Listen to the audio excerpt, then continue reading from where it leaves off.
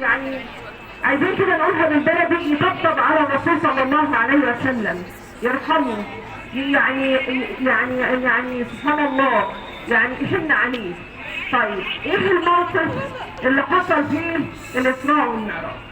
الموقف اللي حصل فيه الاسراء والمعراج، الرسول صلى الله عليه وسلم راح الى بني ثقيف علشان يدعوهم الى الاسلام. عملوا فيه ايه؟ عايزين، هو مش عايز منهم غير لا اله الا الله يخرجوا بها من النار، لا اله الا الله يدخلهم بيها ربنا سبحانه وتعالى الجنة. يعني الناس ده ايه؟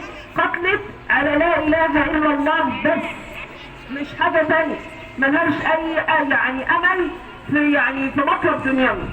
راح الرسول صلى الله عليه وسلم الى بني ثقيف يدعوهم الى عباده الله الواحد الاحد. اعبدوا الله ولا تشركوا به شيئا، اعبدوا الله ما لكم من اله غيره، اني اخاف عليكم عذاب يوم عظيم، اني اخاف عليكم عذاب يوم اليم، اني اخاف عليكم عذاب يوم محيط.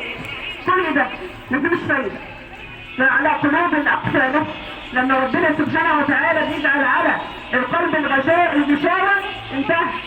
وما كان لنفس ان تؤمن الا باذن الله، ويجعل الرجس على الذين لا يعقلون، وان يروا كل آية لا يؤمنوا حتى يروا العذاب الأليم، وإن كثيرا من الناس عن آياتنا لغافلون.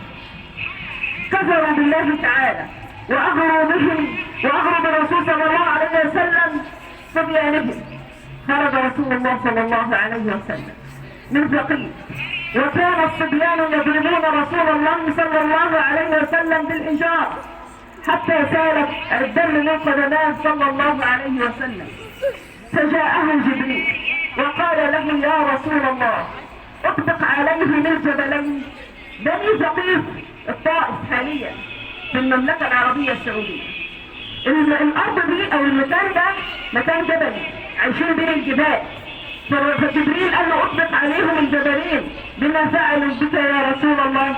فقال صلى الله عليه وسلم لا يا جبريل، لعل الله تعالى يخرج من أصلابهم من يؤمن بالله تعالى.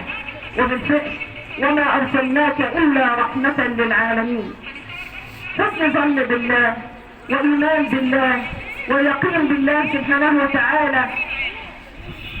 خرج الرسول صلى الله عليه وسلم، وبعد ذلك جاءت حادثة الإسراء والمعراج.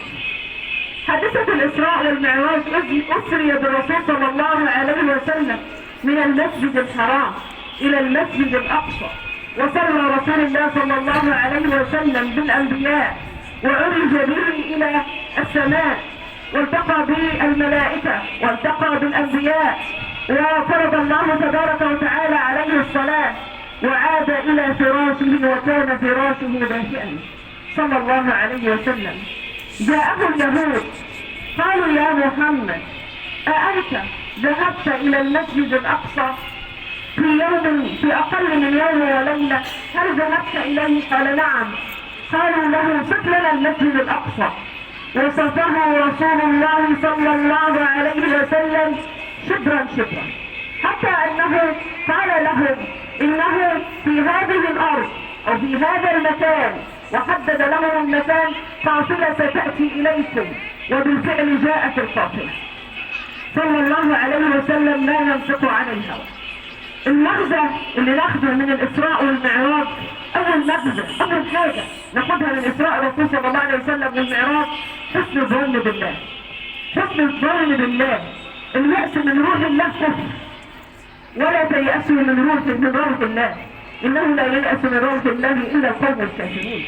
ما تيأسوش. المؤمن ما يعرفش اليأس. المؤمن نفسية إيجابية، المؤمن نفسية عالية بالله سبحانه وتعالى، قوة إيمانية كده بالله سبحانه وتعالى. فسبحان الله ما ضاقت إلا المخرجة. يقول الشاعر ضاقت ولما استحكمت حلقاتها خرجت، وكنت أظنها لا تخرج. وكم من ضائقة يمر بها الفتى وعند الله منها لطيف المخرج. إن مع العسر يسرا، إن مع العسر يسرا، لا يغلب عسر يسرين.